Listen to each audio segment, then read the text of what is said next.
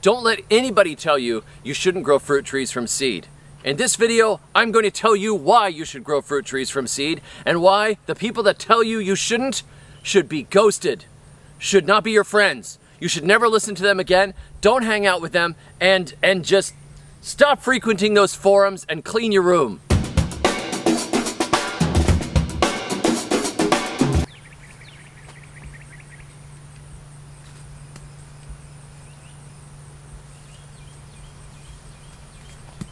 This is a nectarine.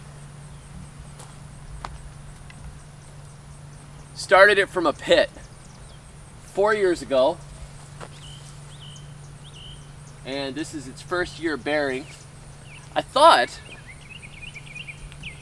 it was a peach because it looks exactly like a peach. Actually, a peach and a nectarine are the same species. It's just a nectarine is a peach that does not have fuzz. And I didn't realize it until this went into fruit and it had little green fruits on it. And my wife was looking at them and she said, "Hey, why do our peaches have fuzz on them, but this tree does not?" Oh. It's a nectarine. So if you ever wanted to know, does it make sense to grow fruit trees from seed? Yes. And in this video, I'm going to explain how we did it and why we grow fruit trees from seed and why they're sometimes more awesome than any fruit tree you can buy. 4 years. That's how old this tree is. And it's an easy 20 foot tall. It actually is too big for the grocery row gardens, and I'm going to have to do something about that as soon as we're done with this. We get a little bit of rot on some of these, but the ones that we have harvested that look great have been absolutely delicious. The reason people tell you you shouldn't grow fruit trees from seed is primarily because they say you don't know what you're going to get. You don't know what you're going to get, so don't do it. Well, yeah, you don't know what you're going to get, not for sure. But if you plant a peach pit, you're going to get a peach tree. If you plant an apple seed, you're going to get an apple tree. You just are not going to get the exact same commercial version that it came from. And this could be a negative because you could get smaller fruit. Like these nectarines are not as big as the nectarine pit we planted from the grocery store. But the tree is extremely vigorous. We've got nectarines that we didn't pay anything for. It was never grafted. It was never sitting in a pot for a long period of time and getting root bound. It was planted when it was young and it grew in place. And now it is a magnificent tree that is producing fruit for us that tastes delicious. Is it exactly a commercial variety? No. But I have planted grafted commercial varieties from a nursery in a pot and I never had them grow this vigorously, ever. So you might not get a commercial variety, but you get a variety that is all your own. People say you don't know what you're going to get. That's it, you don't know what you're going to get. But you might get something really cool. For example, I planted a whole bunch of American plum pits and I ended up with a plum that had variegated leaves. If I had just gone and got maybe, you know, from a native plant nursery or something, American plums, and I just got such and such variety of American plum, I would not have discovered that beautiful variant. As another example, I planted a bunch of seeds from a Tropic Beauty peach tree. Bunch of pits on the ground. Squirrels had eaten their way through this tree, left a bunch of pits on the ground. I cracked them open, I sprouted them in the fridge. We'll talk about that in a minute. And then I started a bunch of them in pots and I planted them out. One of those peaches would start to bloom early and it would continue to bloom over a long period. This meant that it often missed the last frosts of spring. So you'd get an early frost and it would take the first few blooms off, and then it might get a late frost and it would take a few more blooms off, but it continued to bloom for a longer time period than the original commercial variety did, and that was good for a backyard gardener. Every variety of fruit that you know of originally started from somebody planting a seed or noticing a bud mutation or something that was different. And so different is kind of cool. You get variation.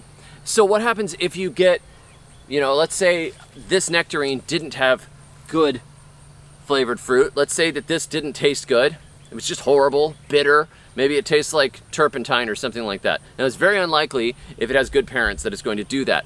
But what if it did? Well, if I got it growing and it grew a couple of years and it was a vigorous seedling and it had gotten its way into the ground and then it fruited in maybe year 3 or year 4, and I said, oh, I don't like this. This is terrible fruit. It would be really easy to cut the top back and graft it and put another variety on top. Again, there's no loss. Now I just have a really good, strong, vigorous seedling rootstock that I can tack on whatever variety of nectarine or peach that I'd like to put on that rootstock. No loss. Same thing with apples, pears, whatever fruit you want to grow. Pretty much, if you don't like the way it turns out, you can just graft on top. So there's not a loss there. But on the upside, you could discover something cool. And trees that have not been grafted, that have not grown in a container, that you put right in the ground, especially when they're small, and they can get deep roots right in place, grow incredibly vigorously, go way up in the air, and are often better suited to your garden than a tree that was grown in a nursery and fertilized and kept in unnatural conditions for a long period of time. So let's say you just wanted to start your own trees from seed. Well, the investment is just the cost of buying some fruit, or maybe a friend gave you some fruit and it doesn't cost you anything. Most of your temperate common fruit trees, so your apples, pears, plums, peaches, cherries, nectarines, apricots, need a little bit of a chill period for the seeds to germinate. So if you just took them and planted them right in the ground, nothing may happen. Unless they chill through the winter, they don't get eaten by anything, and then they come up in the spring. So what we do is we put them under controlled conditions.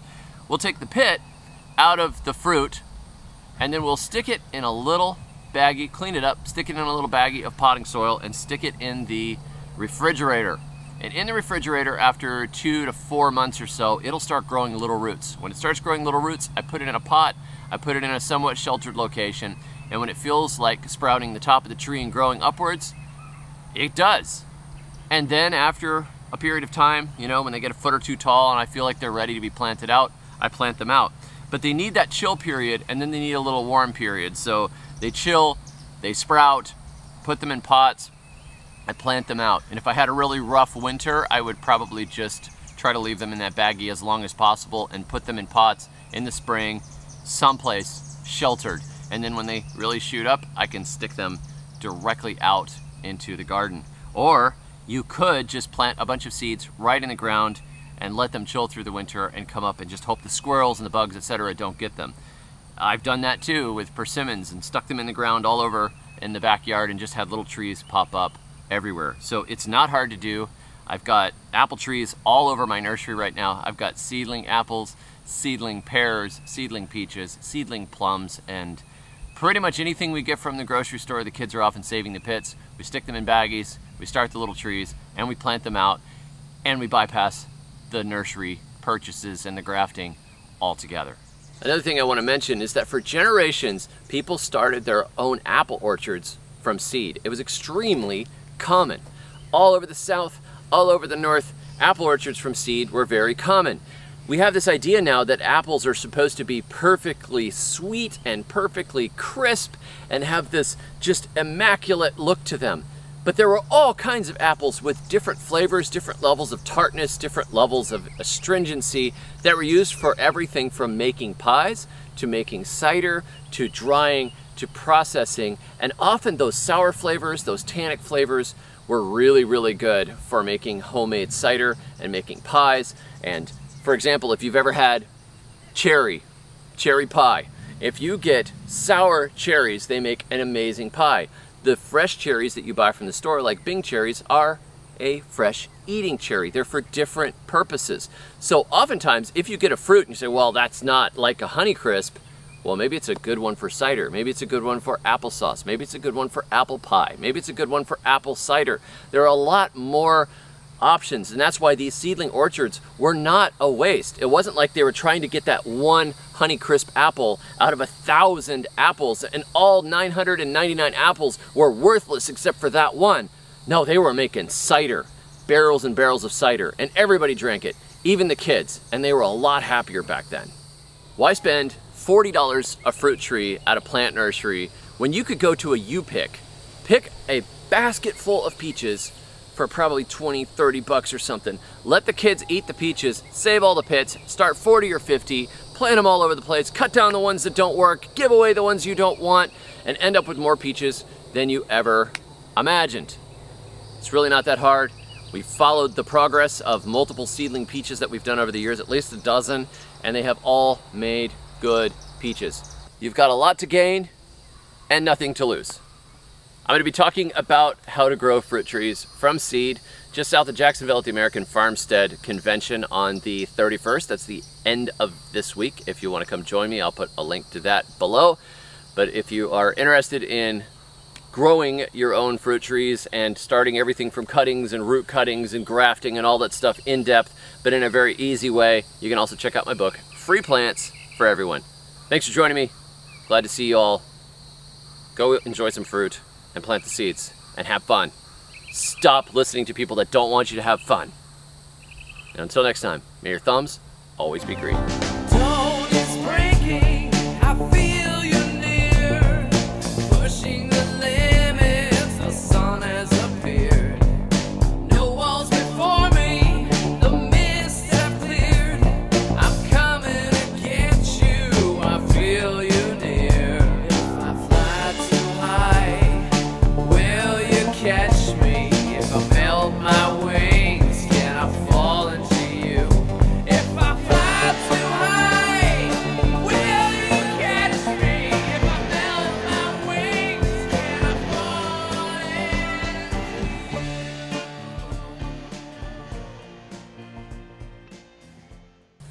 you? This tree is an apricot.